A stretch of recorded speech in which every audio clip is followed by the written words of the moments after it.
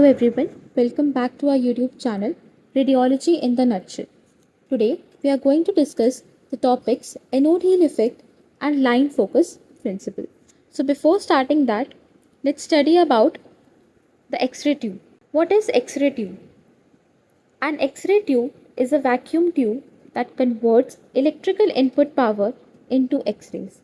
Or in a very simple language, we can say that it is an electrical device that helps in the generation of the X-rays. Means यहाँ पे हमारी X-rays क्या होती है? Produce होती हैं. ठीक है? So as we can see that X-ray tubes are also used in CT scanners, airport luggage scanners, and X-ray crystallography material and structure analysis and for industrial inspection. Let's study about the components of the X-ray tube. So as we can see in this diagram, we have glass envelope. So glass envelope is our first component. ठीक है, glass envelope क्या होता है? ये हमारा किससे बना होता है? It is made up of the Pyrex glass. ठीक है, ये हमारा किससे बना होता है? It is made up of the Pyrex glass. Why? Because it can withstand the tremendous heat. ठीक है, ये हमारा क्या करता है? विथस्टैंड कर पाता है हमारे ट्रिमेंडियस हीट को.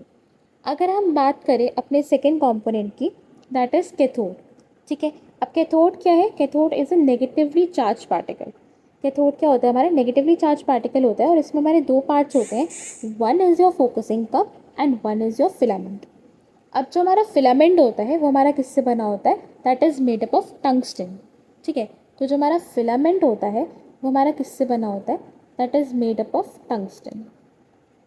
ठीक है, तो जो हमारा फिलामेंट होता है वो हमारा किससे बना होता है? टंगस्टन से बना होता है. क्यों? क्योंकि इसका हाई मेल्टिंग पॉइंट होता है और इसका लो वेपर प्रेशर होता है और गुड डक्टिलिटी होती है. डक्टिलिटी मतलब कि जो ईजिली ड्रॉन हो सकती है हमारे वायर्स में. अगर अब हम बात करें सेकेंड कंपोनेंट की, that is your focusing cup. So focusing cup basically क्या होता है हमारा? As the name suggest, focus. Focus ये क्या करेगा? हमारे इलेक्ट्रॉन्स को फोकस करेगा. ठीक है, ये क्या करता है? हमारे इलेक्ट्रॉन्स को फोकस करता है. और ये हमारे किसका बना होता है? निकल का बना होता है. और ये हमारा क्या कराता है? रिपल्शन कराता है. Repulsion of the electrons. ठीक है, repulsion of the electrons. Now we will talk about anode. Anode is a positively charge particle.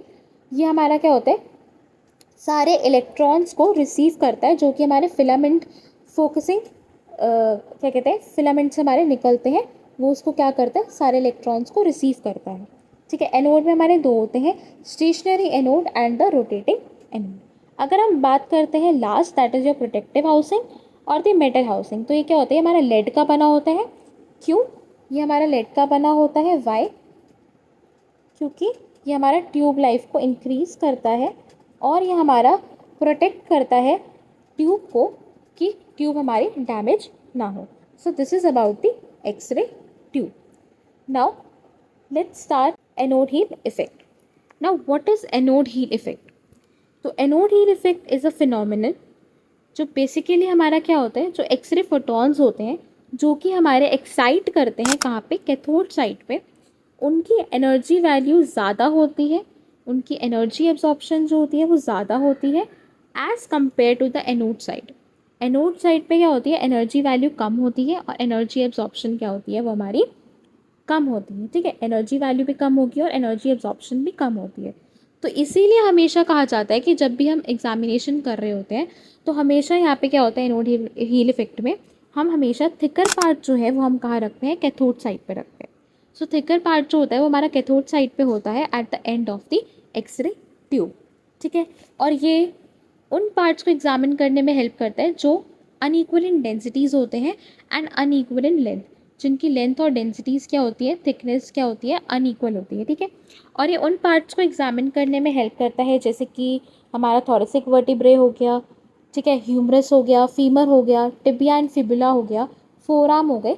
इन अगर हमें इन पार्ट्स को, इन स्ट्रक्चर्स को अगर हमें एग्जामिन करना है, इन बोन्स को एग्जामिन करना है, तो हम लोग एनोड हील इफेक्ट यूज़ करते हैं for examine the thoracic vertebrae, humerus, femur, tibia and fibula and the forearm. So anode Heal effect in radiography is a well described physical phenomenon, one too whereby radiation intensity varies along the anode cathode axis of the X-ray tube, decreasing towards the anode Photons emitted towards the tube's anode side are attenuated more than those emitted towards the cathode. What is line focus principle? So, line focus principle is a relationship between the anode surface and the effective focal spot size. So, line focus principle basically क्या होता है? It tells the relationship between the actual focal spot with the effective focal spot size.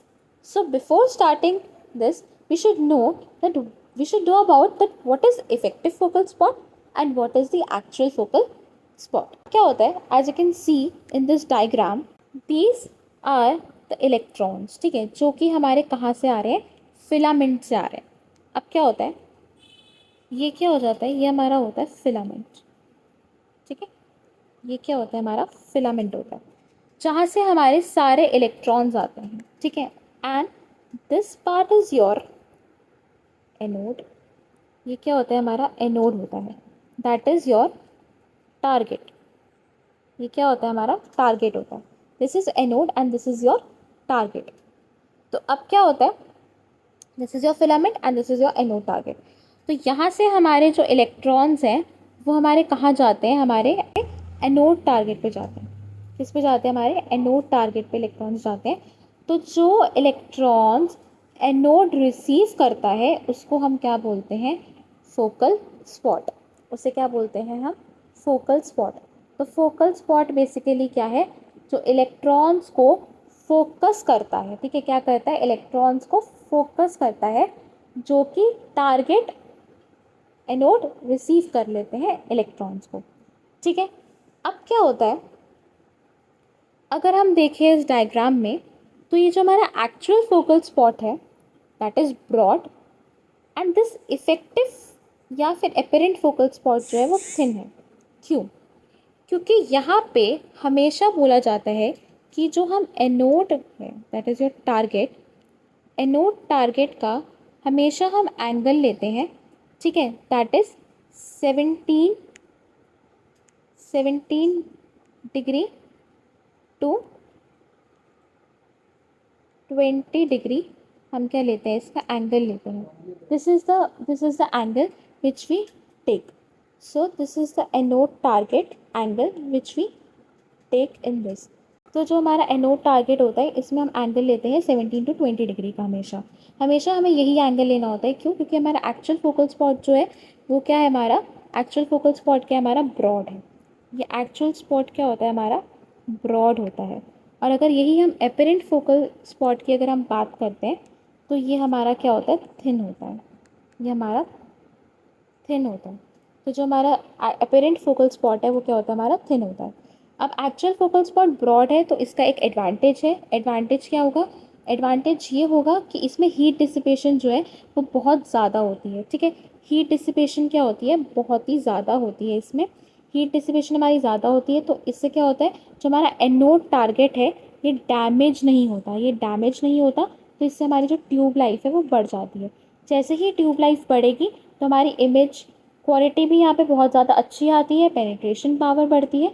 तो advantages है actual focal spot के broad होने के कि heat dissipation अच्छे से होगी, ट्यूब लाइफ इंक्रीज़ होगी, इमेज क्वालिटी बढ़ेगी और हमारी पेनिट्रेशन पावर भी क्या होती है? बड़ी होती है. तो इफेक्टिव फोकल स्पॉट साइज़ क्या होगा? हमारा थिन होगा और एक्चुअल फोकल स्पॉट क्या होगा? ब्रॉड होगा.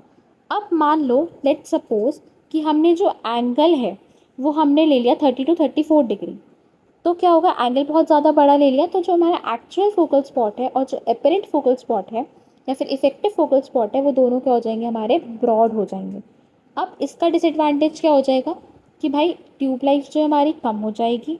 ट्यूब लाइफ कम होगी, एनोड डैमेज हो जाएगा, पेनिट्रेशन पावर कम हो जाएगी और इमेज क्वालिटी भी हमारी अच्छी नहीं आएगी.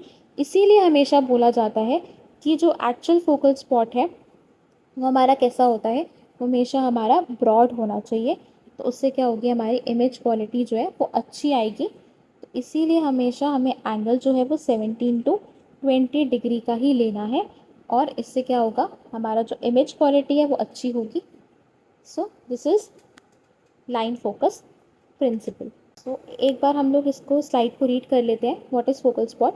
It is the area actually bombarded by the electron stream on the target. It can be larger or smaller in size A small focal spot is required for producing good radiographic detail, but it may also lead to overheating of target. Whereas large focal spot allows greater heat loading but does not produce sharp image. Okay.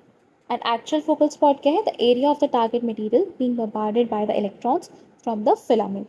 So it depends on the filament size and the dimensions of the focusing cup. Line focus principle, as we already know that it is a relationship between the actual focal spot and the effective focal spot size. Okay? It states that the anode angle is made small. The apparent focal spot also becomes small but with increased heat loading. तो angle हमेशा हमारा क्या हम रखेंगे? Angle should be always 17 to 20 degree का होना चाहिए. उससे क्या होगा? हमारी इमेज क्वालिटी जो है वो बहुत ही ज़्यादा अच्छी होगी. Image quality will be increase.